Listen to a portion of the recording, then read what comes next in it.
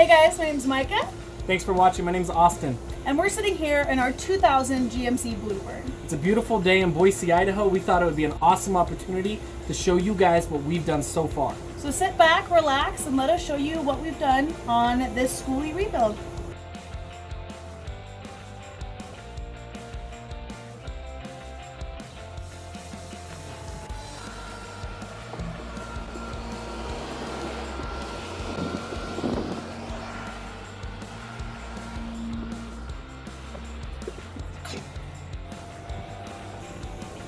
So as you can see, upon entering the bus, the first section you run into is the kitchen. I'm sitting on top of the cabinets. Fun fact, one of the few things we chose to purchase from Lowe's instead of actually making it. On top of that, we're gonna have this beautiful live edge countertop.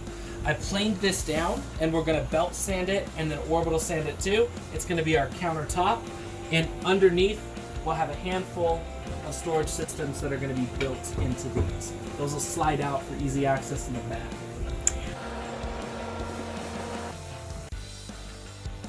You'll see shiplap clashing against brick in the room across from the kitchen. This is going to be our main area for sitting, eating, and living space. We chose to use 1x4s and cover those with paint, easy shiplap look. Continue the brick on the other side of the bus, and that's going to be the backsplash up above our sofa. And it'll continue on the wall. That becomes the backsplash to the wood burning stove that we're going to use in the wintertime. That is probably the main source of heat we're going to have here. We will also run a propane heater separately for wintertime. You'll see above the brick, we've got these 1x6 stained boards. These are a piece of trim that separate out the ceiling from the rest of the wall, but they're not just a regular stained board. We actually use these to house our lighting system that illuminates the room. These run the entire length and house the lights, LEDs, and dimmers that are going to light this up in the nighttime. So, right next to our fridge, we have conveniently placed this area right here. Eventually, this will be a pantry. As you can see, it goes back pretty deep and is from floor to ceiling, and it's about 1.5 feet wide. Just imagine there being a door that we can pull out like this with shelves underneath. When living in a skoolie, it's really important to consider the storage area that you are going to work with. This, not only having a cabinet this large is going to help us with food storage if we do decide to live off grid for a while, but it's also going to help us to be able to store things like Instant Pots and blenders and pretty much any kitchen utensil that you need that's going to be big and cumbersome and take up a lot of space. You're seriously not kidding about storage space? Everybody says that, everybody thinks in the front of their mind, storage space, storage space, storage space.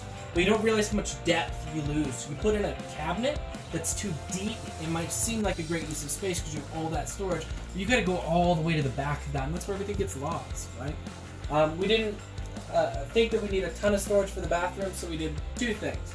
We put in a small cabinet that'll have a slide out on it. This will house regular stuff you use in the bathroom. We've got a slide out for storage underneath here that'll carry a basket. And then we have a little bit of area up above for storing things like washcloths, towels, and those will stick behind with a piece of elastic. On the other side, from the toilet area, we will have the shower area. This area is reserved for the shower. It's going to have 2 plastic walls, 1 final wall to finish it out here, and it'll be about this deep. It's big enough for 1 person really comfortably. You could actually fit 2. We tried it inside of Lowe's. Fun fact. A lot of people choose to separate out their bathroom or their toilet from their shower. In this case, it didn't make a ton of sense.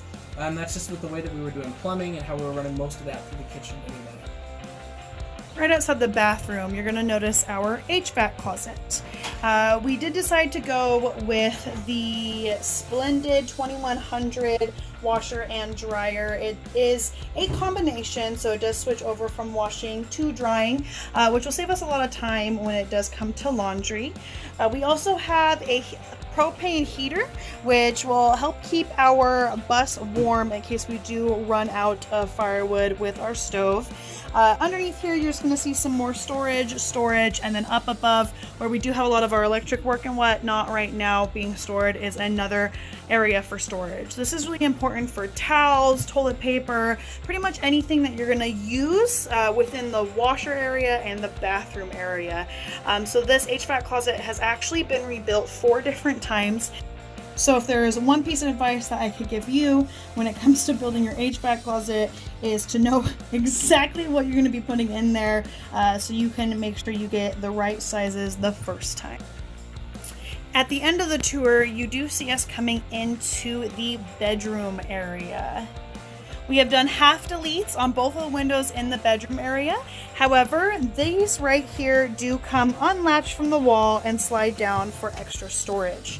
As you can see, this may not look like a bedroom area to most people, but essentially it is an L-shaped bed that underneath each one of these pullouts, we do either have our water tank storage or we're going to have additional storage. And then back behind where you see these 2 squares is actually going to be a his and her closet. Imagine 2 sliding barn doors on the outside of that. As you can see, there is this shiplap bottom down here. And what this actually does is it pulls up and then we can slide it out and it will work as a queen size bed. Now let's show you what's behind our bedroom area.